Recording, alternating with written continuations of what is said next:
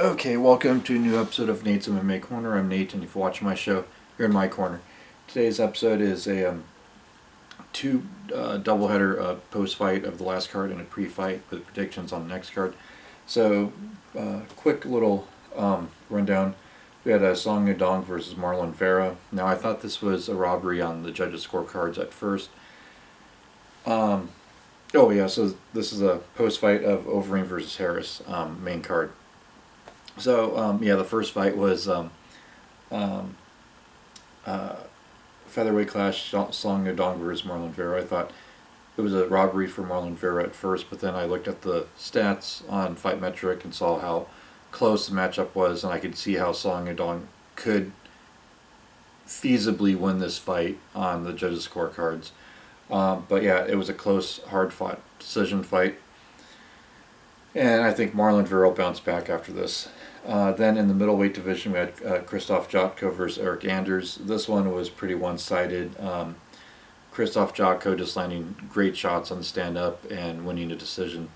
Then in the featherweight clash, we had Dan Ige versus Edson Barboza. Edson Barboza going down to featherweight.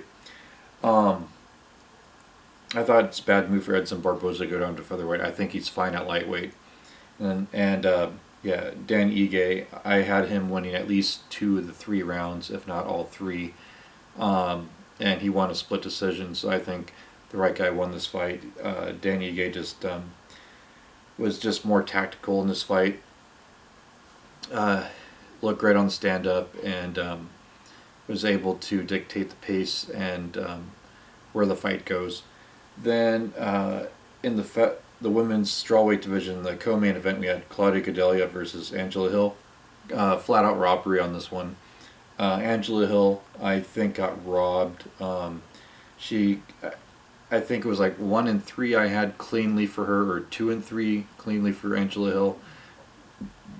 And they were like clean 10-9 rounds. There was like no debate. I mean, if you go on Fight Metric, I might have had all 3 rounds for Angela Hill, but if you go on Fight Metric, you'll see what I mean. There's a clear robbery on this match, but I think Angela Hill will be back, and she'll either not leave in the hands of judges on the next fight, or really make a statement on her next fight with a finish, a submission, knockout, whatever, in her next fight. So I think Angela Hill can bounce back, and she will. And Claudia Gadelha, we'll see where she goes from here, but I think she'll need another 1 or 2 before a title shot. Then in the main event in the heavyweight division, we had Alistair Overeem versus Walt Harris. I picked Alistair Overeem to win on this fight, and he won second round TKO.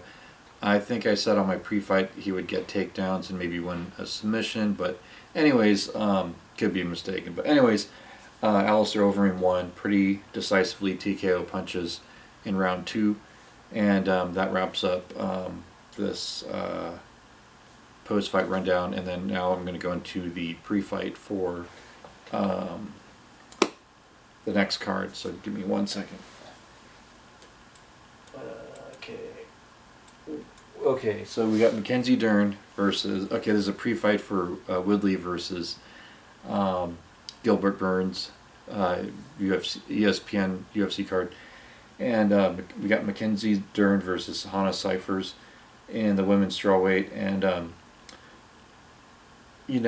Mackenzie's struggled with her weight in the past, but I think the fact that she made weight now, I think she's taking this fight very serious, and I think she gets it done. And I'll say she gets it done. First round submission late in the first round. Then in a catchweight bout, we have Roosevelt Roberts versus Brock Weaver. 150 at a 157.5 catchweight. And man, you know what? Ooh, this is a tough one, but let me check something.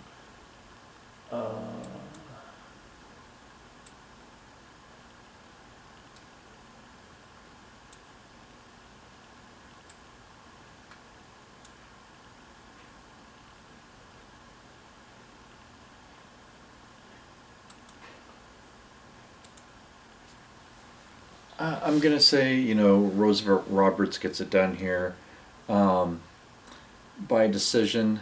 Uh, you know, Roosevelt Brock Weaver missed weight, and I think it's motivated Roberts, and Roberts has a good uh, grappling game, and I think he can keep the standing, and I think he'll get enough clean shots in the stand up to get a big win here.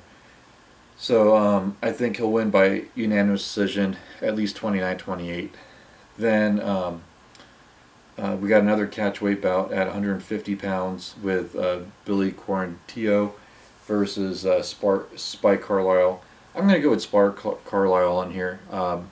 Guy has heavy hands, great wrestling, and yeah, I think he's a guy to look out for in lightweight, I believe it is. Yeah. Wait, let's see. Um, yeah. Well. Anyways. Yeah. Gonna be a good fight. Billy, he's had some big fights over the years, but Spike Carlisle, he impressed me in LFA, and I think yeah, Spike just has the heavier hands, and I'll say he gets it done. I'll say second round knockout. Then in the heavyweight division, we have Blagoy Ivanov versus Augusto Sakai. I'm going to go with Blagoy by decision here. I think he stays away from heavy shots, and he outlands just enough to win on the judges' scorecards and wins 30-27. Actually, you know what? I'll say 29-28. I say he loses the first round, wins rounds 2 and 3. I think Blagoy will readjust his game after losing the first round and then wins round 2 and 3. Then in the main event, we got Tyrone Woodley versus Gilbert Burns. You know what? I think Tyrone Woodley's motivated after the big loss. This is first big fight since losing the belt, and I think he's motivated here, and I think he gets it done. And I'm going to say he gets it done by decision here. This is a 5-rounder, and I think he can go 5 rounds. Gilbert Burns, maybe, maybe not. And so I think Woodley wins 3 out of the 5 rounds, if not 4 of the 5 rounds, and wins by unanimous decision. I think Woodley uses wrestling here, and he'll be safe.